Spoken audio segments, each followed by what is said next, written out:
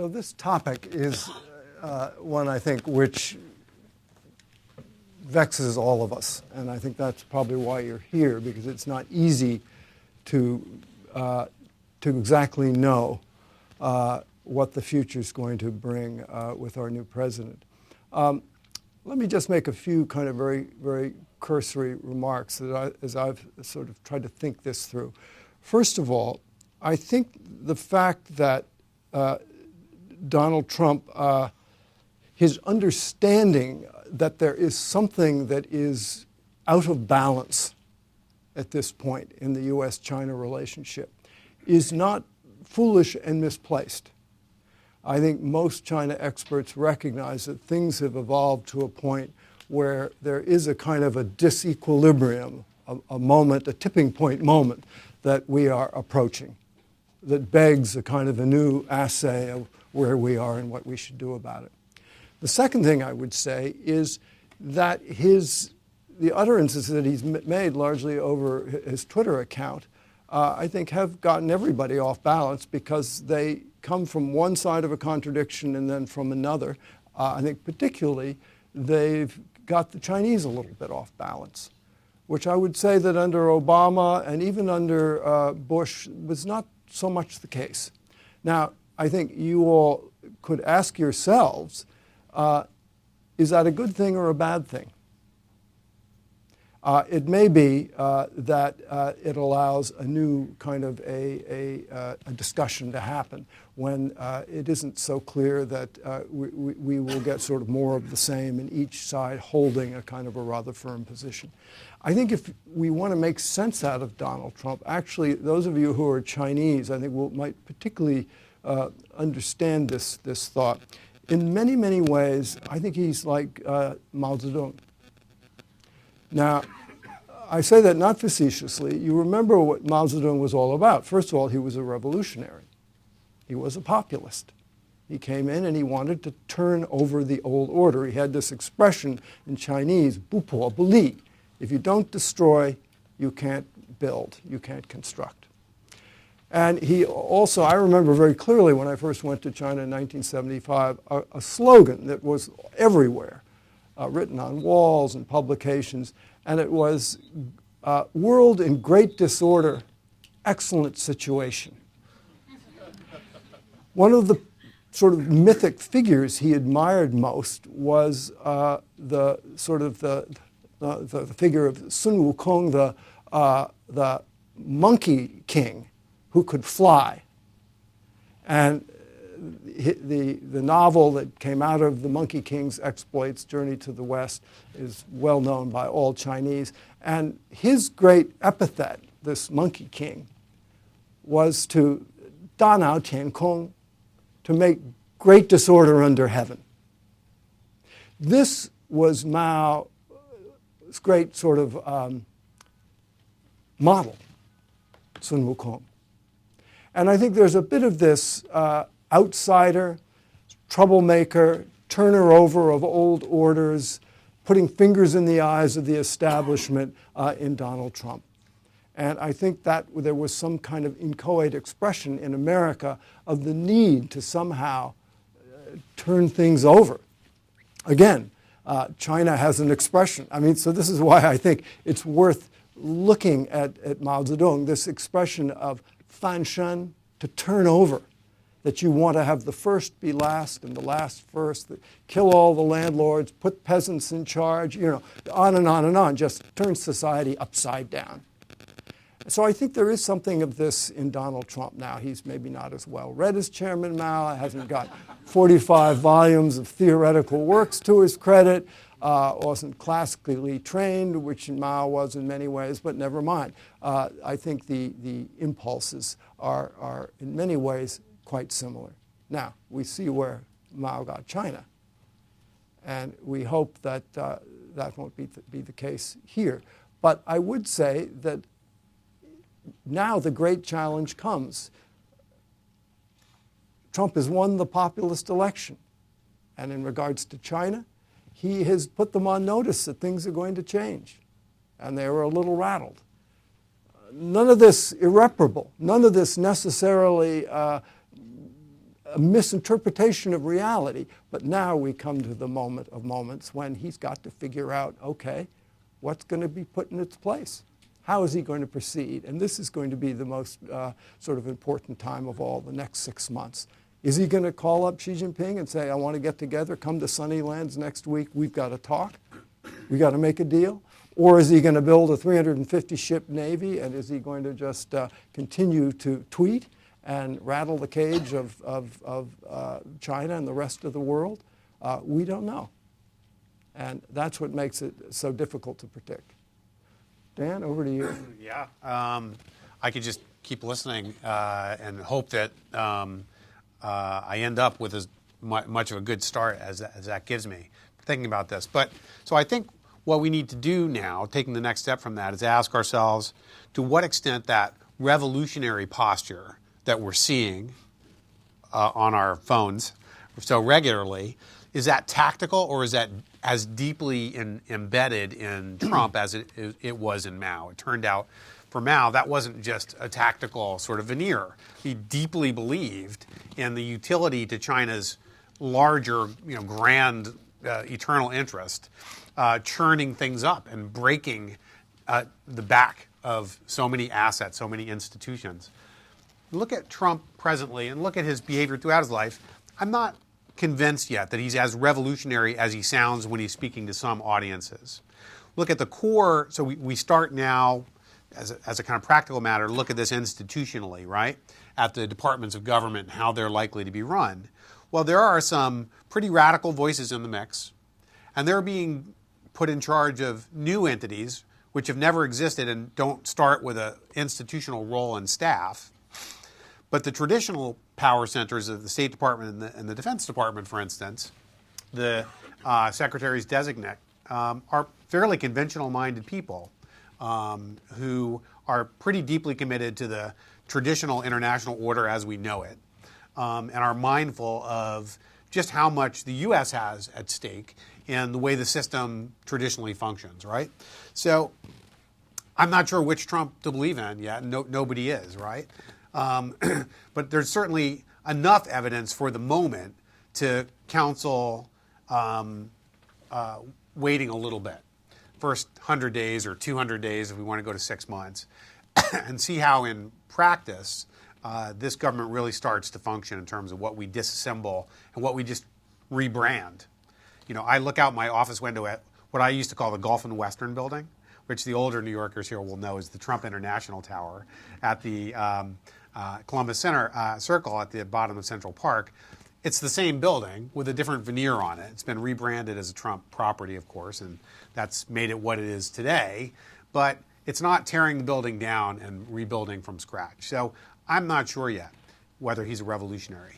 I'm also not sure. I do recognize the tactical utility of subtracting balance from the relationship as we've known it over the past decade. I have not been comfortable either that the liberal international interest was being served by the way things were proceeding over the past decade. So I had my reservations about that, my own ideas about how it should be modified. But in rattling the cages, and Fan Shen here, in changing the balance, I'm not sure the U.S. is less out of balance going forward than China will be as a result of this. After all, imbalance is business as usual for China. China hasn't been in balance for a couple hundred years, really. And at $8,000 per capita income, staring down this massive to-do list of reform that I want to talk about in terms of how China will need to accommodate the Trump challenge, right? China is accustomed not to being in a state of equilibrium and constantly having to deal with change. The U.S. much less so. And some of the disruptions to American price structures for what we consume, all of us, every day, to American businesses which have assets in China or have assets here, the value of which was being set in a global investment context that now people are not so sure whether we're going to stay open for business, not just with Chinese investment, but more broadly. That imbalance in sort of where the U.S. economy is may end up being even harder to manage than the wobbles in the curve that China will experience as a result of this change in U.S. leadership. So those are some of the things that I'm trying to figure out how to gauge and calculate that you started with, Orville. The extent of how revolutionary things really are and where the imbalances and hence the instabilities are likely to be greatest as a result of this set of tactics anyway. So let me ask you a question. If you were advising Trump, or if you were Trump yourself, how would you set about sort of readjusting the imbalances, for instance, on American investment in China, the protectionism in China, the balance in the balance of payments, all of these things which he is alluding to, the currency exchange question. Yeah. How would you proceed in a way that you think would right the ship in a different course? Right. Well, so I think we have to answer that question in light of the reality of who Donald Trump is and how he got elected, right? We can't say, well, if he were smart, he would totally disregard what just got him elected and he would go do things the way that the establishment would have done them. I can't say that that would be useful advice to offer him. That's not the tack he's going to take. So we have to work with what we got and with what he does deeply believe. And he deeply does believe that the economic interests and ultimately the security interests of the country were being eroded by the manner in which the U.S. China relationship was unfolding. The trade imbalance, first and foremost. He also likes to talk a lot about the currency dynamics. So let me make this a little shorter and just break this into two categories of thing. We have the overall picture of, is China on a track that's going to beat us and we're on a track that's going to lose? And then we have down the laundry list of what are the priority things which a Trump, given who his constituents are and what he's got to do now, should really, I could feel good about saying, yeah, go after that one, but not the others. First of all, on that big picture thing, the notion that China is eating our lunch disregards the reality that China's environment is collapsing and people are leaving the country. The most talented people and money are leaving China, right? And you are involved in a lot of research on that, so are we, right? And that something is not working. Growth rates are falling very dramatically.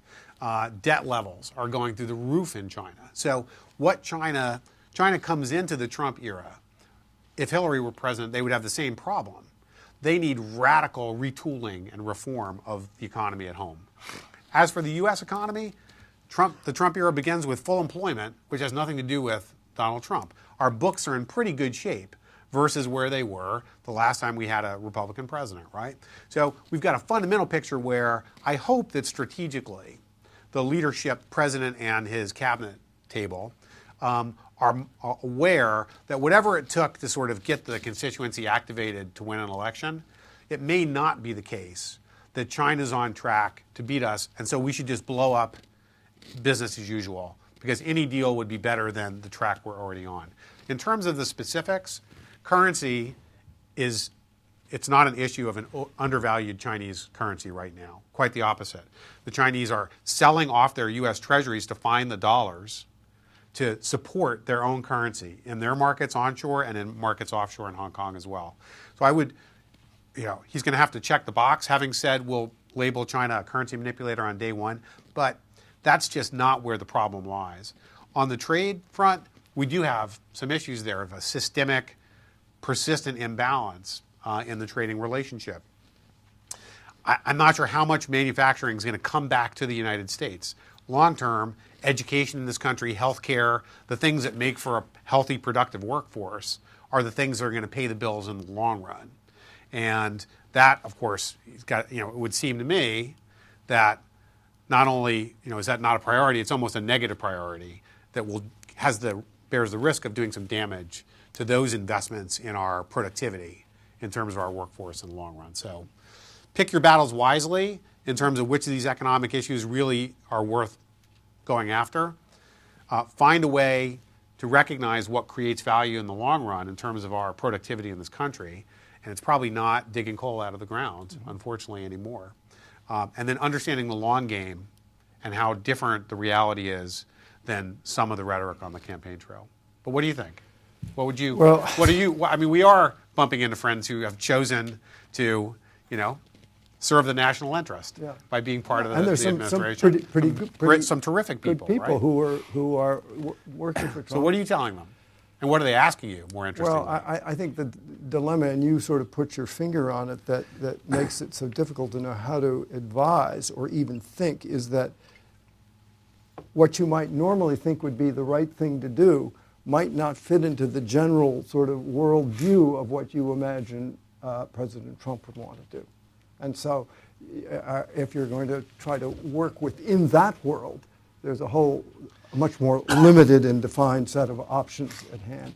I mean, I think if we look at things other than trade and economics for a minute, I mean, the American alliance in Asia has been the backbone of American policy since World War II.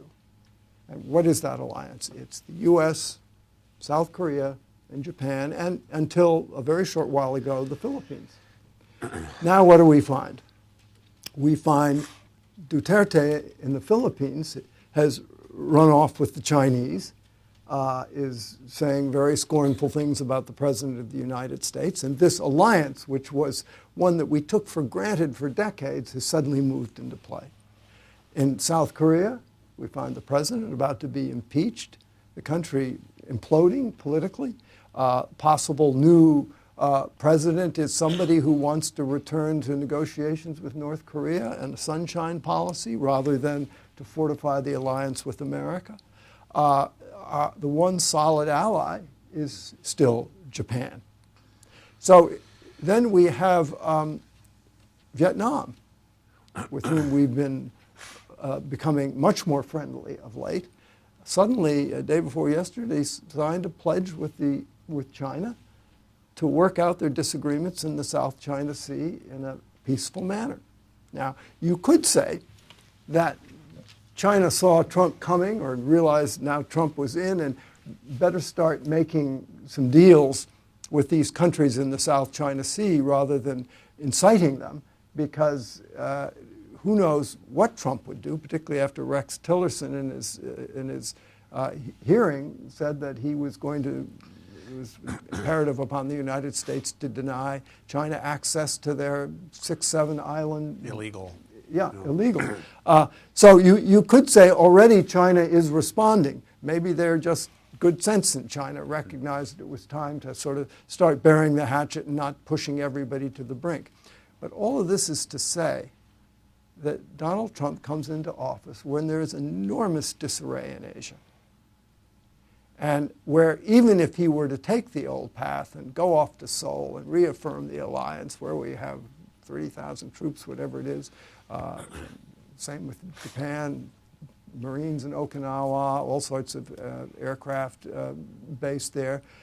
We had just negotiated a deal with the Philippines to restation American military in the Philippines after having been thrown out in the 90s. We put Marines in Darwin, Australia. And so what's left of this design is very, very uncertain. So again, we find not just Trump sort of turning things over, but we find the situation itself in a state of unraveling. Let me ask you a question, Orville. It seems to me that there are things that China needed to swing back to a more progressive direction, let's say, for want of a better word for it, that predate Trump's election victory. Yeah. I'll just give you one example. All the concern about balance of payments conditions in China in 2016, with a really significant swing to net outflow of money from the country. It was enough to, I think the technical term is freak out the leadership in Beijing, and reimpose some capital controls and all sorts of stuff that doesn't jibe well with renminbi internationalization, One Belt, One Road. So they had to take some pretty nasty steps to recognize the balance of payments realities they found themselves in. And one of those channels is foreign direct investment inflows, right? We talk a lot about, the problem is there's such a large amount of FDI outflow, but that's not surprising. That looks perfectly reasonable to what we expected the FDI outflow to look like. It's the inflow. It's global capital going into China, which has suddenly fallen off a cliff.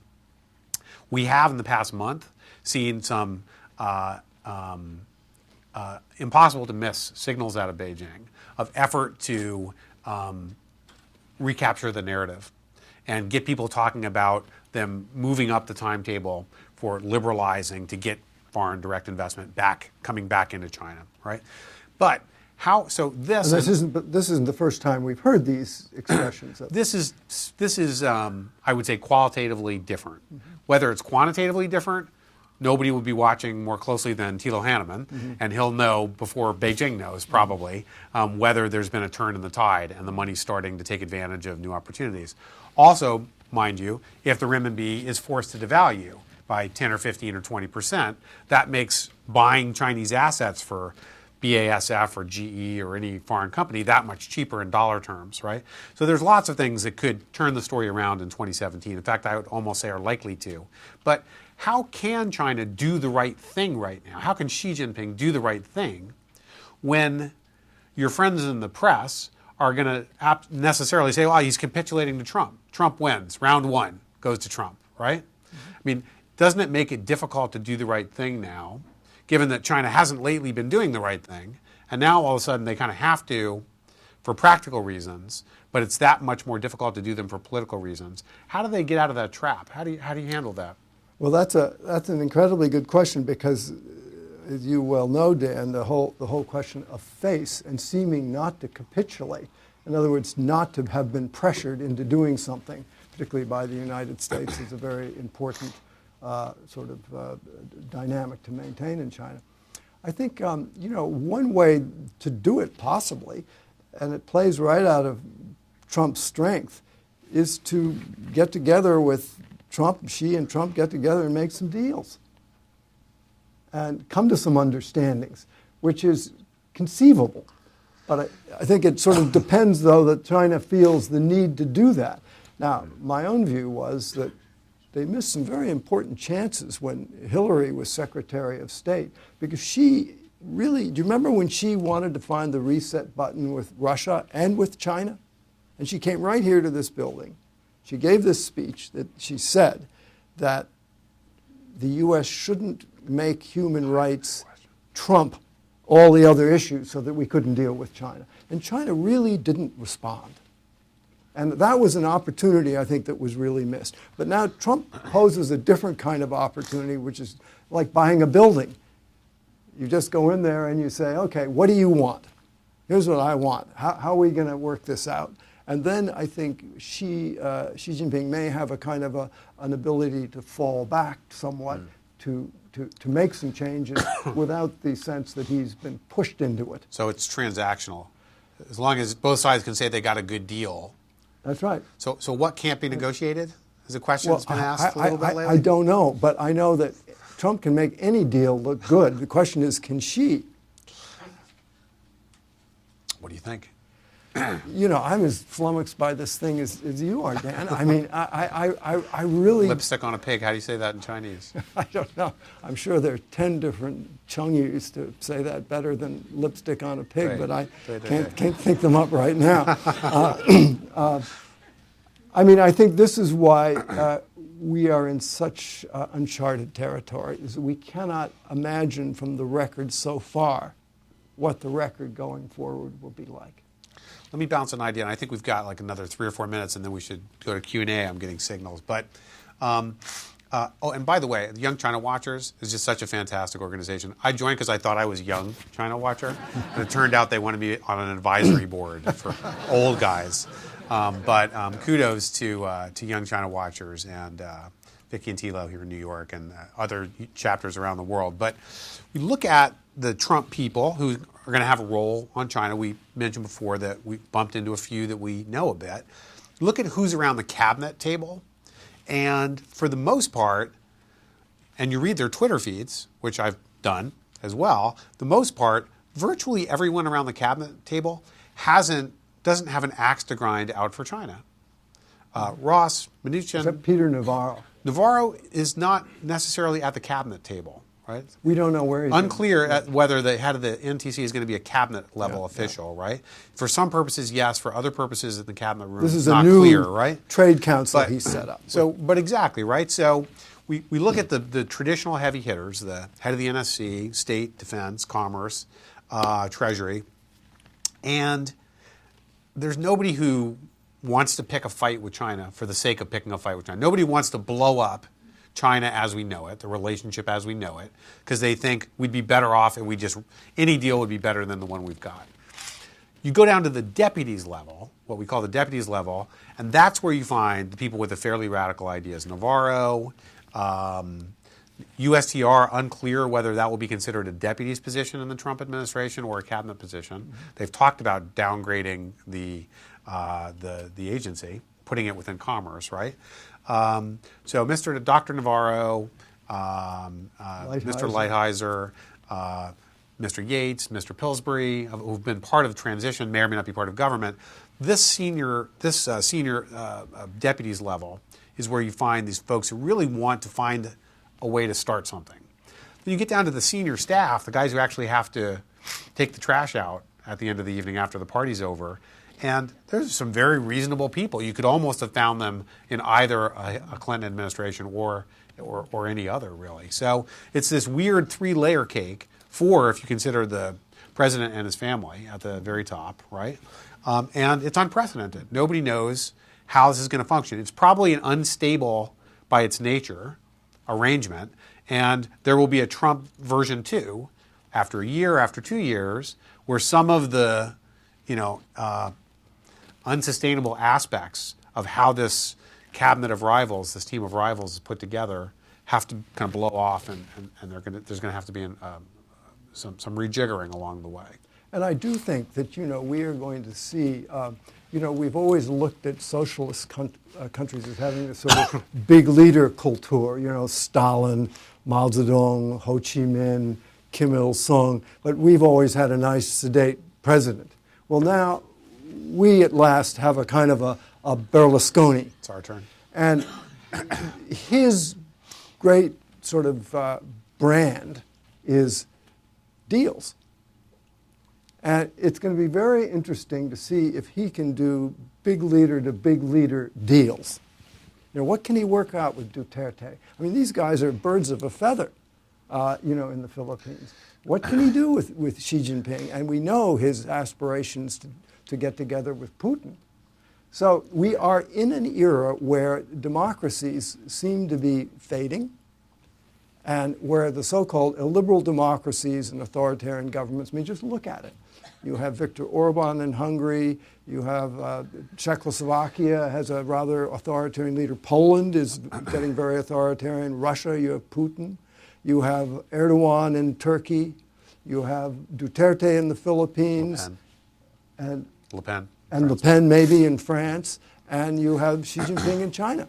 And you have Kim Jong-un in North Korea. So we're in a period now where it seems to me the kind of government loses a lot of its sort of importance, and the ability of big leaders to interact may be more and more important, and may be kind of like The Sopranos. If you sell your democracy shares, I'm going to buy them from you on the cheap. Really? Because I'm going to go long on liberal democracy ultimately. I think well, there will be a self-correcting Francis Fukuyama did that after the end things. of history died. So yeah.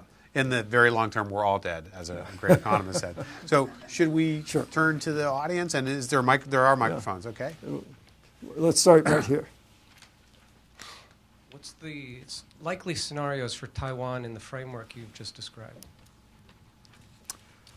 This is one of the great bombs got thrown right into the midst of Taiwan, which has a new president, a woman, from a party that is known for its independence positions on Taiwan. And one could say, if Quebec can leave Canada, if Scotland can leave the UK, Czechoslovakia can divide, why shouldn't Taiwan be able to have a referendum, and if it wants to be independent, be independent? You could say that. And it is logical. But it is utterly neuralgic to Beijing. And were it to happen, And even if you were to espouse it, you would get great umbrage from Beijing. So what's going to happen to Taiwan? I think Donald Trump has to be very careful. I know he favors Taiwan, but that he doesn't use Taiwan as a kind of a chip in a larger game. We do have a one China policy. It's creaky, it's hypocritical, it's ambiguous, it's all these things, but it's kept the peace. And it's allowed Taiwan to be a democracy, to be a wealthy, middle-class country, and it's not a perfect situation, but we haven't had war. I would simply add that there's really no future, economically prosperous future for Taiwan that does not include an ability to work in a peaceable and agreeable manner across the strait with the mainland. Within Asia, their interests require a certain amount of comity and ability to work together. Donald Trump can take a confrontational posture. Taiwan cannot. A country of 25 million people. Right here. Oh, okay. We'll do back next. I would suggest and ask you to comment on the fact that Trump has actually thrown the Chinese an olive branch by bashing the TTP. China has a big bargaining chip in terms of North Korea and access to negotiation. How do you see that scenario potentially playing out? Well, I personally think that we actually share a very significant common interest with China over North Korea. China does not want a nuclear North Korea any more than we do, but they have other issues. They don't want the U.S., they don't want Korea unified, they don't want the U.S. up on the Yalu. They're very status quo conscious and conservative. I think that if Trump were really smart, this would be part of the deal making he would engage in immediately with Xi. He'd say, listen, let's make a deal. You turn off the oil, you shut down the trading companies and the banks that allows Korea to do 80% of its trade through your border. We will make guarantees to respect your interests on the Korean Peninsula, whatever happens. And this will be a great sign of U.S. solidarity to be able to actually do something together. But it would require the United States to recognize that China has fears and interests and ultimately have a new peace treaty and, I should say, to promise to recognize the North Korean government, like it or not, to do that. End the armistice, new treaty, recognition, and not kind of hedge on regime change. Let's see. Let's go way in the back here.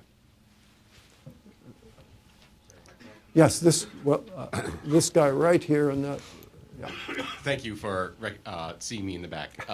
So you mentioned Putin briefly at the end there, but I think it's worth exploring that a little more because it does seem sometimes like Trump wants to pull a kind of reverse Nixon move, bring Russia into orbit with the United States against a rising China, but it's not clear if there's real strategic, rivalry between China and Russia to exploit right now, as there was in the 1970s. I mean, one always hears rumors of the Chinese being terrified, Russians being terrified of the Chinese, but the practical reality seems to be that China and Russia are aligned in a lot of strategic interests in the world today. So what do you think of that, sort of emerging strategy? What's going on there?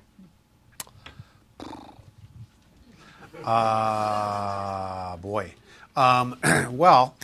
The president-elect has business acumen that I will never, even be able to get my head around, his ability to think through business. But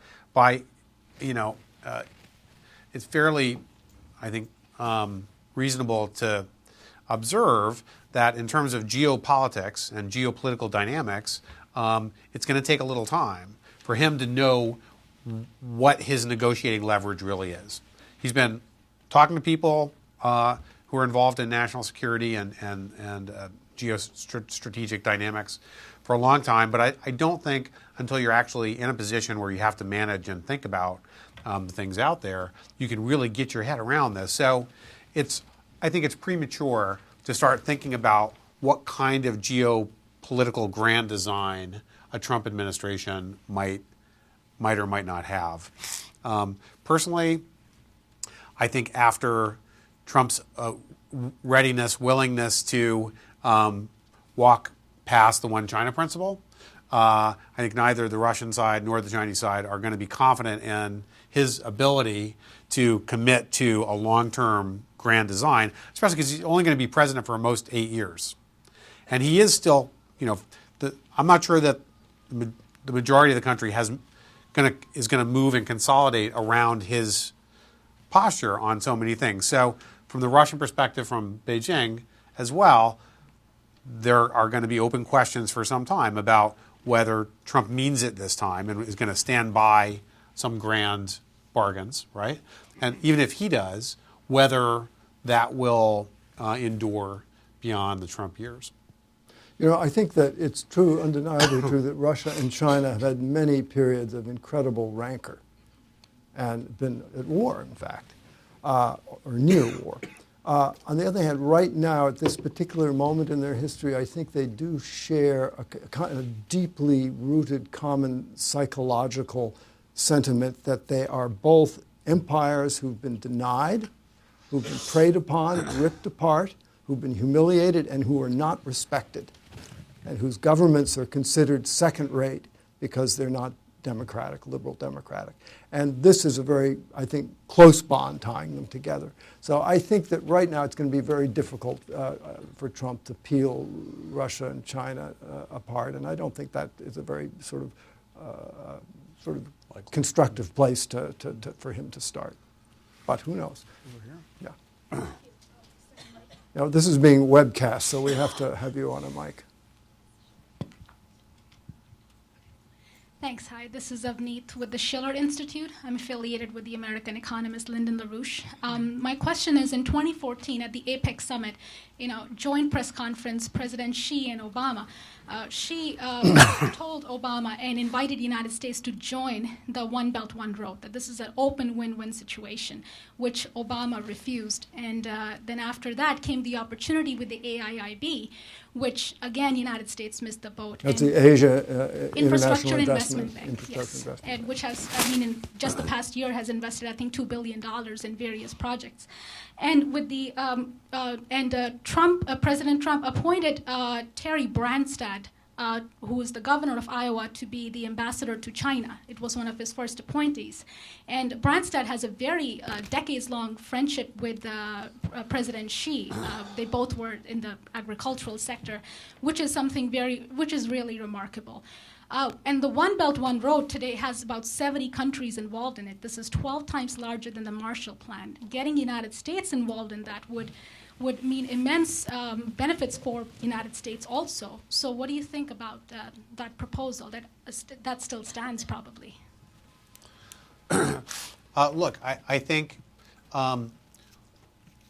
we understand that there is a global demand shortfall that is taking place presently. The world is not operating at full capacity to grow. Growth is slipping against what we expected just a few years ago, including trade and domestic growth, not least in China, which is seeing its domestic performance fall rather strikingly, right?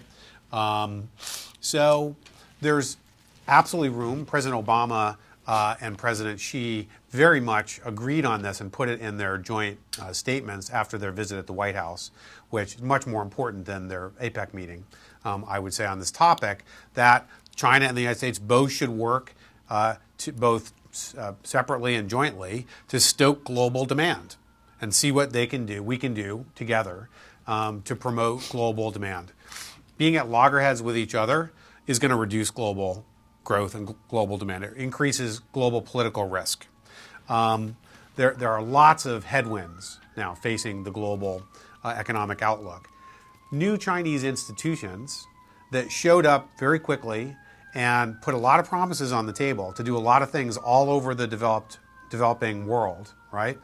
Without fully planning for the human resources capacity necessary to deal with corruption issues, let's say in Tajikistan or something like that, so that you can get big amounts of money deployed in infrastructure without just increasing the sort of vested corruption problems which have been problematic for development for a long time. I don't know that was necessarily helpful. really. I'm not sure. I'd like to see the U.S. and China working together much more closely to address global growth. I never was crazy about the One Belt, One Road avenue to accomplish that, or AIIB. I'm still, I think, in watching mode to see whether the governance of that funding organization works better than the current biggest Chinese global lender, which is China Development Bank, the biggest global customer for which is Venezuela, which is not looking right now like a terrific example of how to do development differently.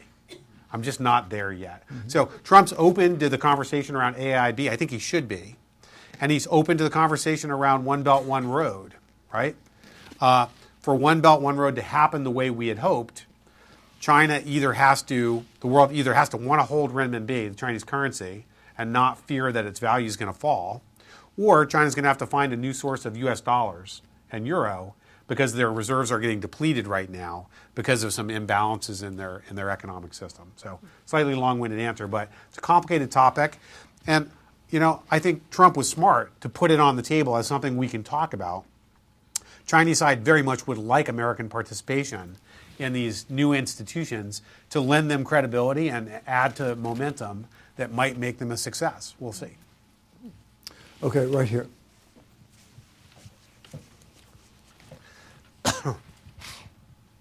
So you touched on the balance of payments, and obviously it's been tilting heavily in Chinese favor going outbound. 2016 was a record year of outbound M&A. Even with the capital controls, capital restrictions going on in China, we've seen still an uptick in early 2017 with Skybridge Capital getting bought out by H&A Capital.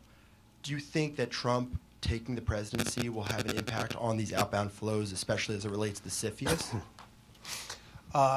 Well, first, the balance of payments situation and the value of Chinese outbound direct investments are very different stories, right? And the fact that Chinese companies are going abroad in greater number and buying stuff and doing greenfield investments also, because it's not all acquisitions, doesn't mean that that's tilting in China's favor. In some ways, many people would argue, and folks in Beijing are concerned, that Anbang in a big hurry to come to New York and buy hotels is because people are running from a sinking ship, in fact. And it's not a vote of confidence in the Chinese economy, it's the opposite. It's a vote of confidence in the American economy that so many Chinese firms want to come here and invest. So flagging it as there's different ways to think about that change in pattern in Chinese outbound direct investment. But to the political part of the question, what will the Trump victory do to patterns in Chinese direct investment in economies such as the United States? I want to say a couple things, one of which is interesting, and the others are kind of a little less so. But whether it was Hillary or Trump, there are some new issues of concern in the U.S. over what the Chinese are interested in buying.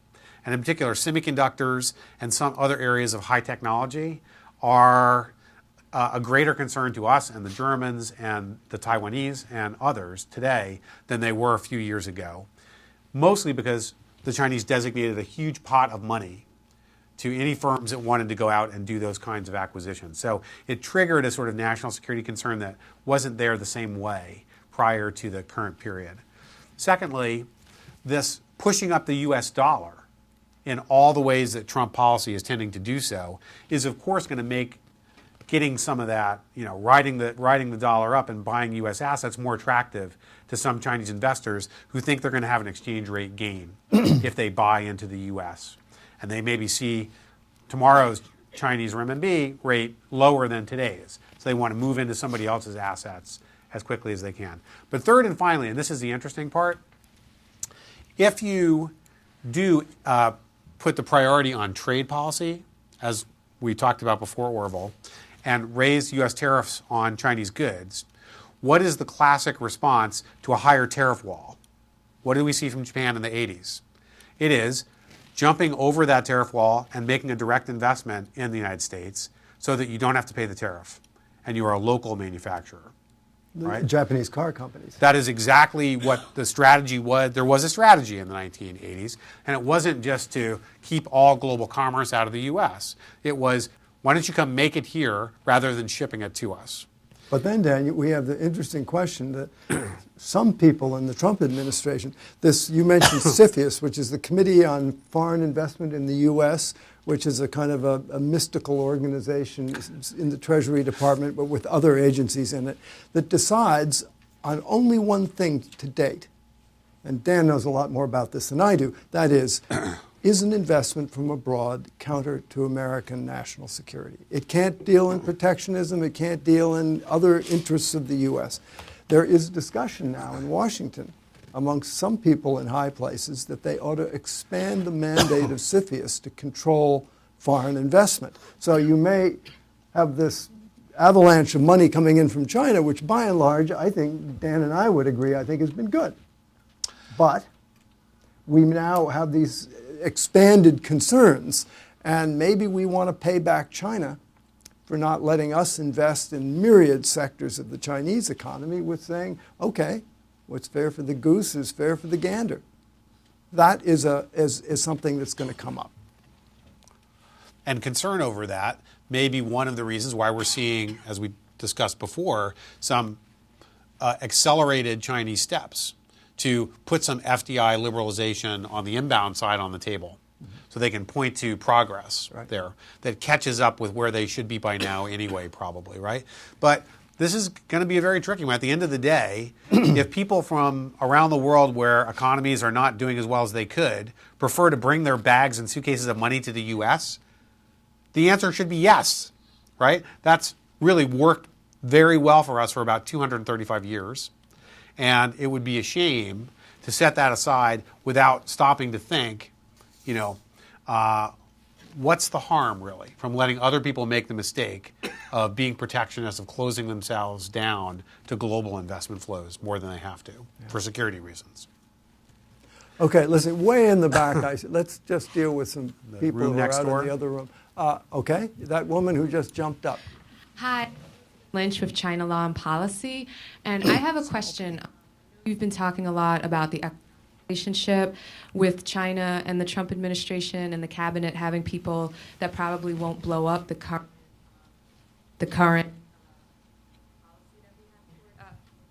China, but that I think is only when you view it. We need a new microphone. Oh, hello? Oh, move up? I think you're just out of wireless range. So what I'm wondering is, in terms of more civil society issues, freedom of the press issues that are happening in China, and Xi Jinping's crackdown on a lot of the lawyers that have tried to develop civil society. I mean, to a degree, the Obama administration had come in a little bit in supporting those people that are trying to promote civil society and supporting our journalists in China. And I'm wondering, what do you think that the Trump administration, where they're going to take that kind of policy, since I do think it's a lot more dollars and cents in maintaining the current policy and not necessarily addressing that issue? Well, this is an extremely important question, and we have very little indication of how interested Trump will be in the question of sort of values, democracy, and whatnot. It is also, I think, true that in the last year or so, China has become much more controlling. There's a new civil society law that's making it very difficult for foreign NGOs to operate in China. The media is increasingly hampered. Universities find themselves under more and more duress and confinement. The problem with what China is doing is that at the same time you have Xi Jinping in Davos giving the speech extolling globalization. But this is an organic part of globalization. And it also is a very important part of the musculature between the U.S. and China in terms of being able to get along and have a healthy and naturally evolving relationship. So it's very worrisome if you begin to sort of amputate certain aspects of a healthy relationship between your major trade partner, your major educational partner, your major partner in so many different things, climate change, terrorism, et cetera, et cetera. So I find personally this is quite worrisome, and one can understand why China is doing it. They're concerned about stability and errant voices. Nothing more to say there. Okay, let's see. Another question. How about right over here? This gentleman on the end. Thank you. There's been much speculation about Xi's leadership transition coming up. How do you think, I understand that it's difficult to comment on his strategy, but in your opinions, do you think that Trump's election makes his political strategy easier or complicates it in certain ways?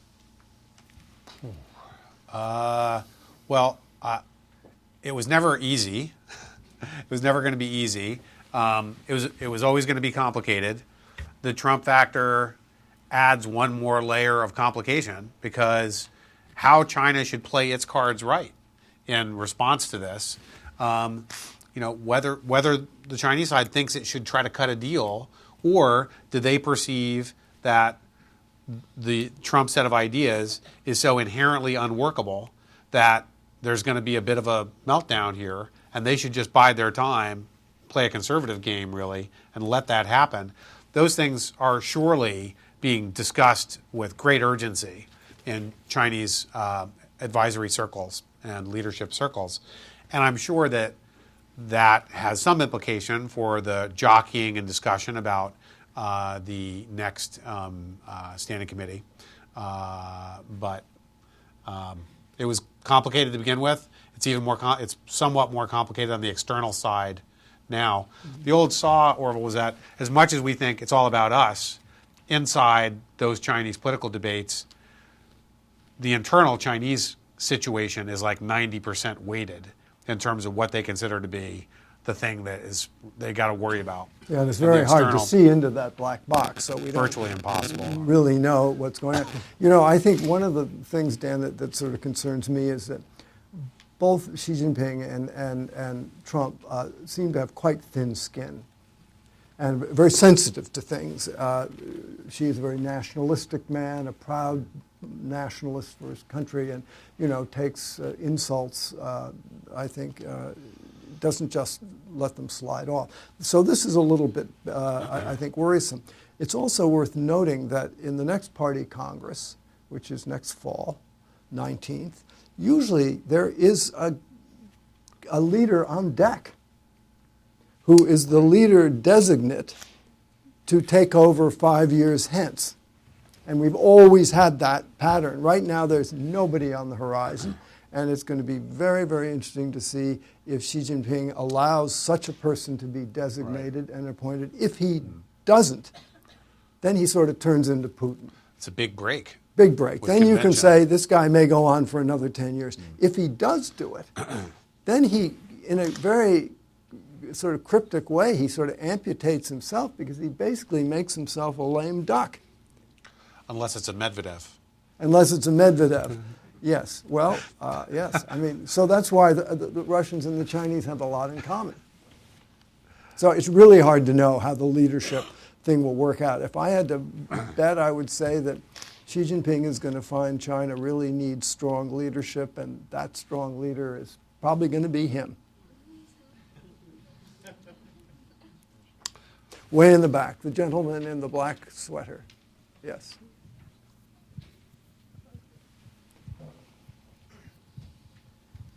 I've got a fun question. Mostly for Dan, but could be for Orville as well. So we hear a lot that China is not, in fact, devaluing its currency to make its exports more competitive, but it seems that Trump thinks that they are. If he goes into a meeting with Xi and demands that they strengthen their currency, what happens? I mean, I find it hard to believe that they would laugh him out of the room or point out to how hard they're working to keep it up, because that might have some implications for future currency rate expectations. So what do you think happens if he does actually go in saying what he's been saying?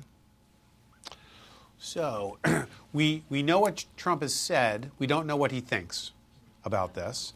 He correctly surmised that talking about the renminbi in the way he did would be a net plus for him in terms of votes in the election and carrying certain states, right?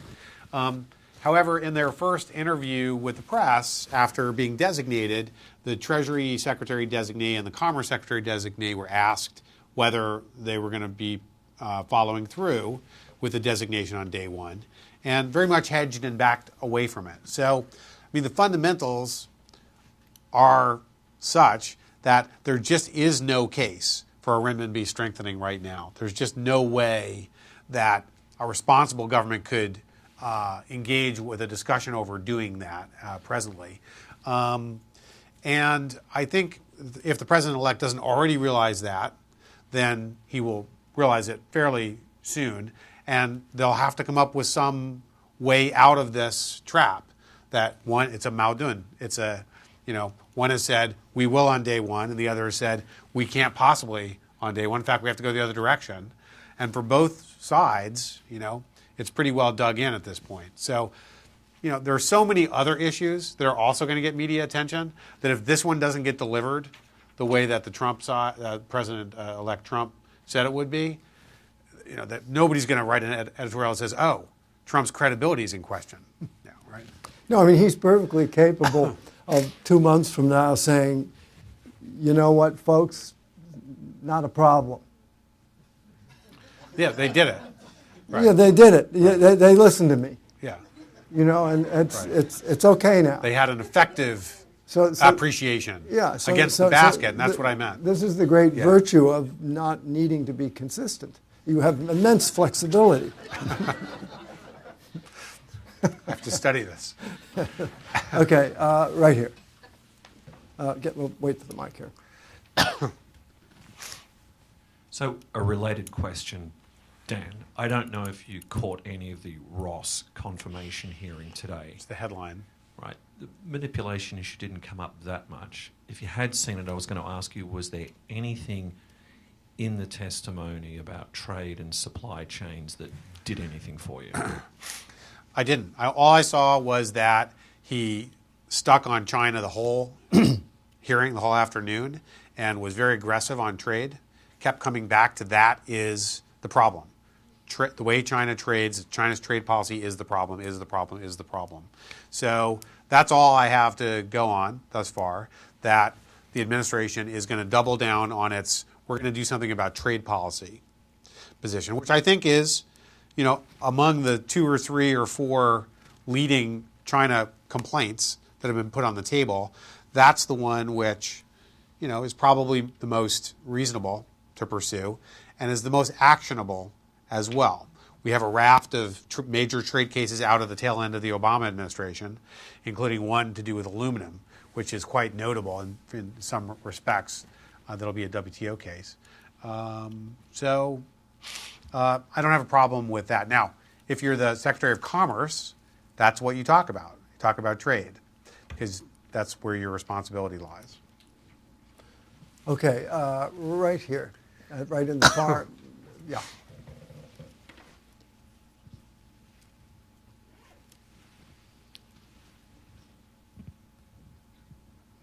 Hi, my name is Daniel. I have a question. You mentioned a little bit about Vietnam in the big picture of China and U.S. And Donald Trump administrations. So what is your view of Vietnam and other countries in the bigger picture of U.S. and China relationship under the Trump administration? I mean, I think, in the last couple of years, Vietnam, which was an enemy, has moved closer and closer to the United States. And the very assertive, belligerent attitude of China in the South China Sea had really alienated Vietnam to the point where there were big riots, you remember.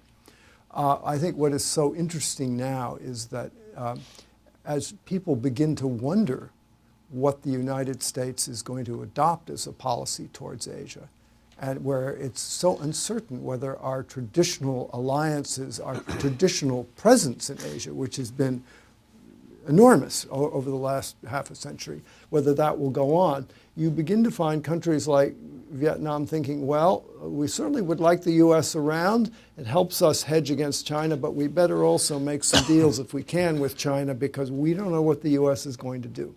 So this is the danger, both of the uncertainty of this change in an American government and of the fact that Trump has no history, no policy papers, no experts, nothing that have declared where he's going to come down on the issue of the American alliance in Asia. All he's said is he wants to increase the American Navy to its 300-ship Navy, much bigger, 100 more ships.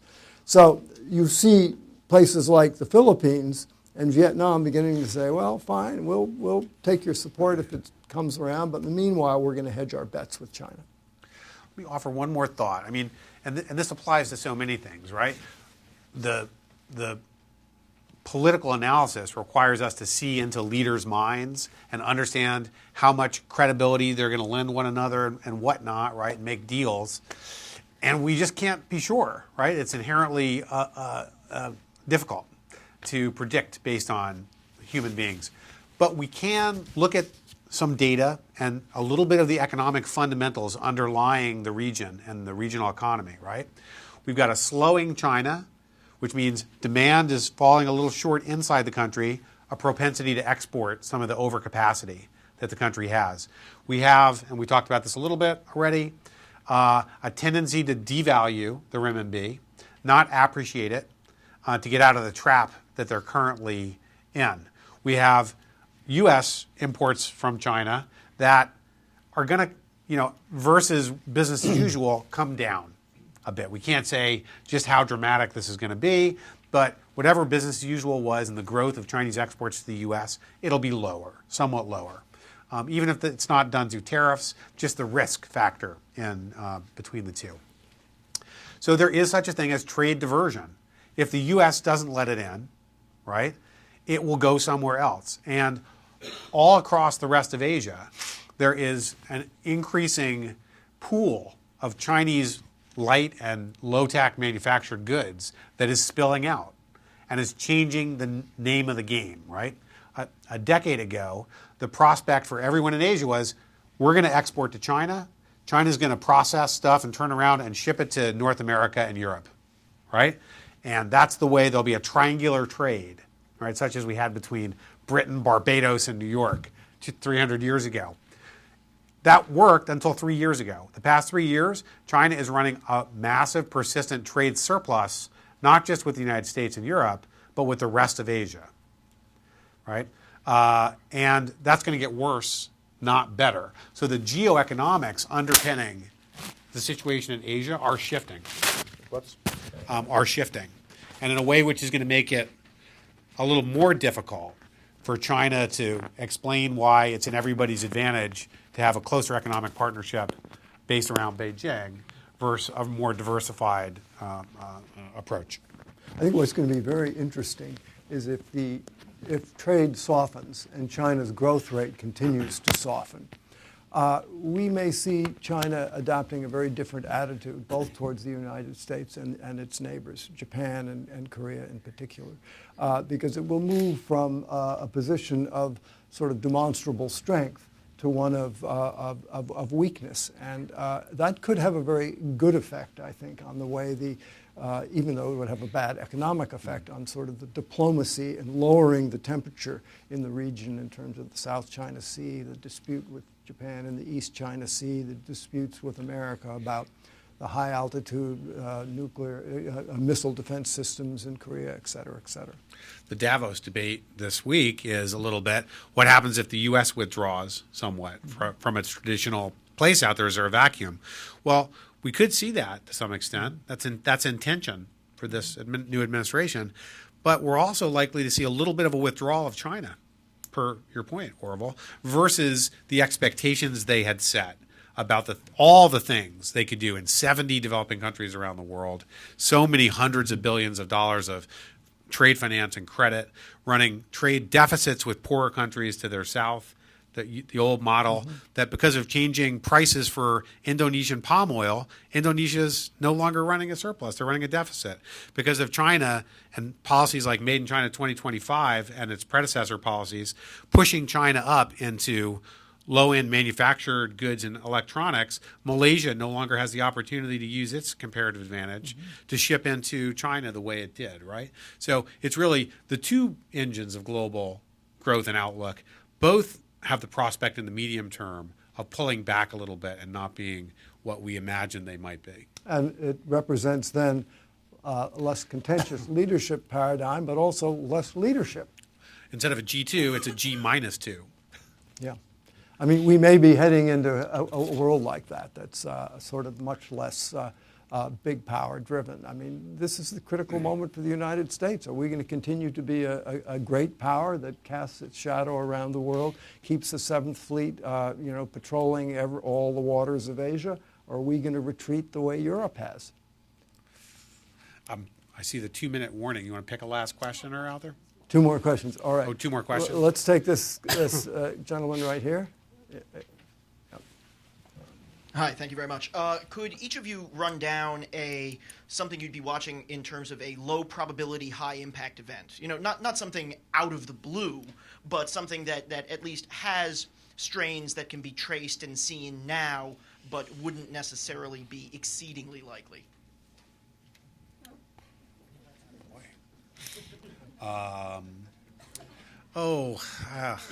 The one that comes to mind first, unfortunately, is very, very dark. And while it's low probability in any given iteration, there is likely, it seems to me, to be a rather striking, terrorist event inside U.S. borders, and maybe the first year of a Trump administration. He certainly not tried to dial down the notion of America as a target for extremism. He's very much taking the fight out there, right? So, isn't that likely to transpire at some point? And when it does, how will a Trump administration react to that? Is an important question. I could say the same thing on the Chinese side, actually. China's increasing involvement in places like the Middle East, in some ways, are increasing the probability of a nasty, catastrophic event of that sort inside China's borders as well. And so, how do our leaders on both sides react in the face of that? Something actually keeps me up a little bit. Yeah, I mean, I think that could be truly game-changing. I mean, as it was in 9/11. I think the 2 things in Asia that most worry me in terms of big events would be, first of all, North Korea doing something with one of its new missiles, which now, very soon, they're going to have nuclearized and be able to hit the West Coast of America. So, and if they get their noses pushed out of joint, if something happens, who knows, what they might do.